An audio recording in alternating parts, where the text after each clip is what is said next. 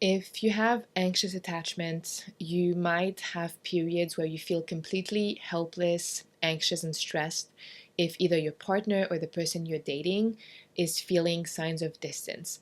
Now, one of the most efficient ways to stop that cycle, and that's how I healed my anxious attachment patterns, is to reparent the inner child. Because as you know, cliche as it sounds, it's not you, the adult, who is reacting in an anxious manner.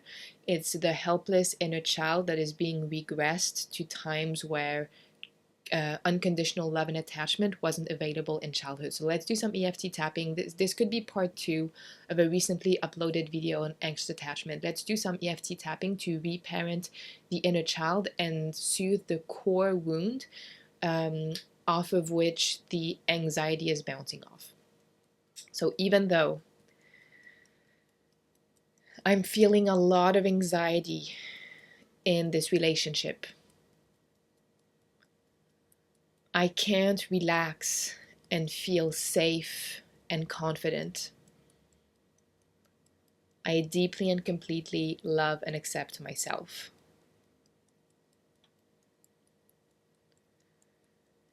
Even though there's this deep fear that they will change their mind, or leave me, that this relationship is going to end, and once again, I won't be chosen. I deeply and completely love and accept myself.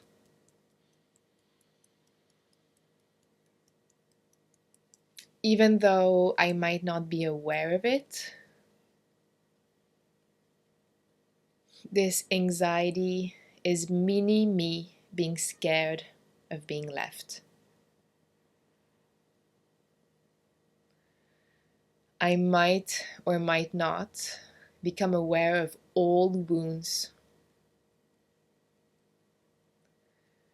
when caregivers were not consistent.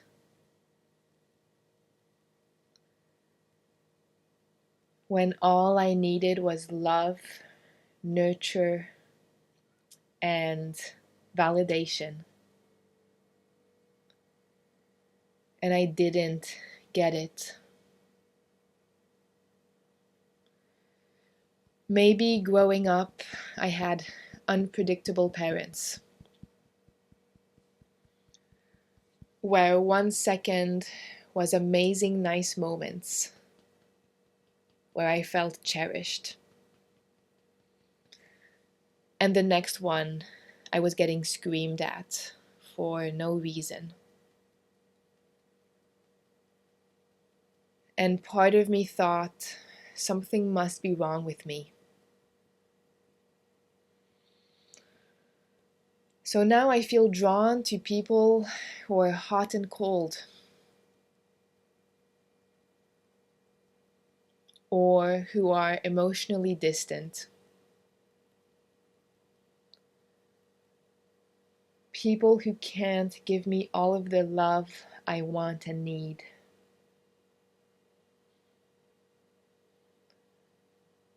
Part of me feels that I have to earn love by proving myself.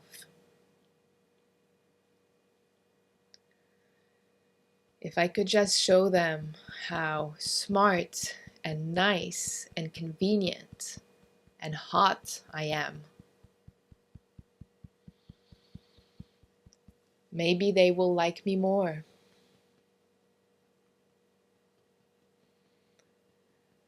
And maybe deep down, there is a fear of being alone forever,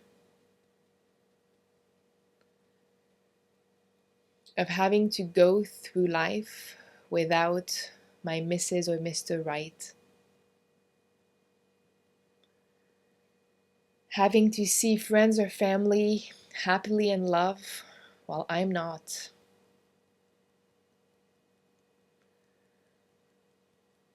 And because I grew up with unpredictable love, I now associate love with unpredictability or inconsistency. It feels like all of the people I meet never like me as much as I like them. Or if they do like me a lot, I don't.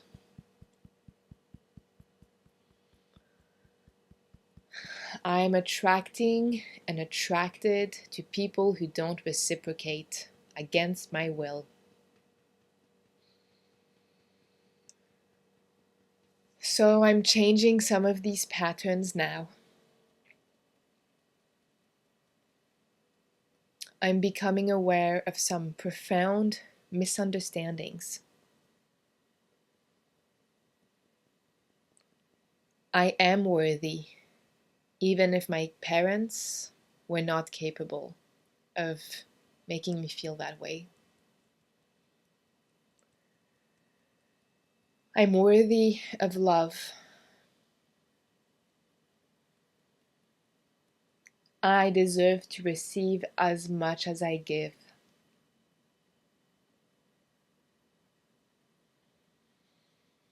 It's easier and easier to find wishy-washy people very unattractive.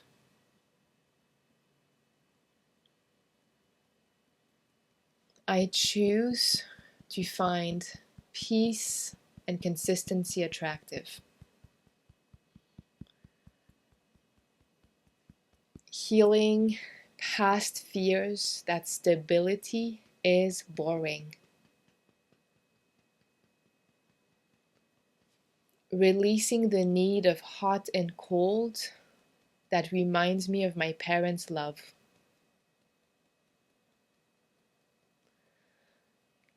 Becoming aware of all of these messed up patterns and beliefs. What if I can change them 5% today? Even 1% today is 100% change over 100 days.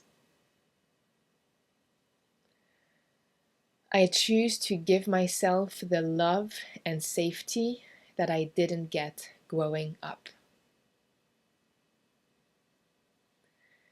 And that starts with protecting myself and that younger version of me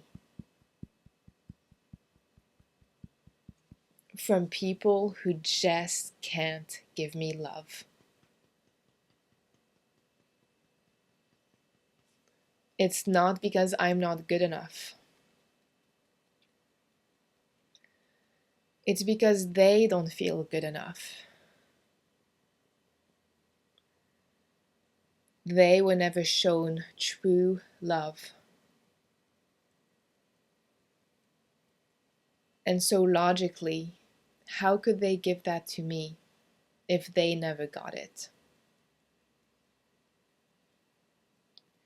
All of this time, I thought I wasn't good enough or lovable. And all of this time, they didn't feel good enough and not lovable. They reenacted the only thing they knew.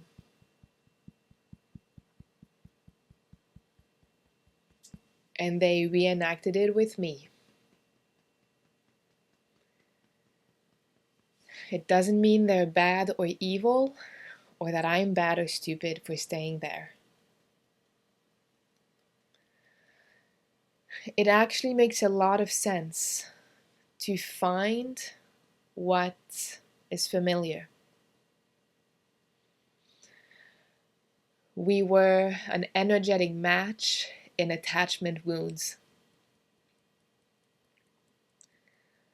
None of this was ever about me not being good enough or important enough. And I choose to absorb these facts now.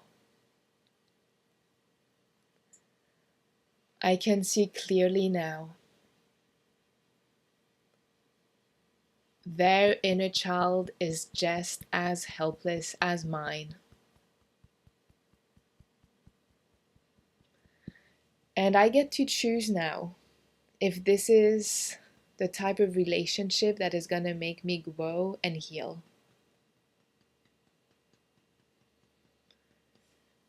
Putting younger me around people who can't give me what I need is an act of abandonment.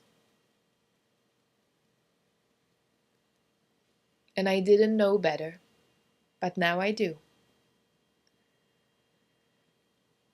So I can start reclaiming some of my energy, thoughts, and powers. I can start to match how much they invest in me. And if that's not a lot, I'm simply going to match that. I'm building the belief that I can have love without chasing it or working hard for it. I will not put myself in situations that are similar to what I had growing up against my will. This is not about them and how much they love me. And it's not about me not being good enough. They have wounds, I have wounds. And I choose to distance myself slowly and peacefully from people who keep me stuck in the same cycle of begging for attention and love. It simply doesn't feel right or good anymore. I'm choosing to show Mini Me that I will fight for her by investing my time and energy in people who match it back. Okay, take a deep breath in and breathe out. Now, as I said in previous videos, I had a very hard time with crippling anxiety and anxious attachment, basically begging for breadcrumbs, checking my phone 100 times a day, stalking people on their social media, wondering who they were with, what they were doing, if they were seeing someone else, if they were going to change their minds about me. Maybe they're just busy.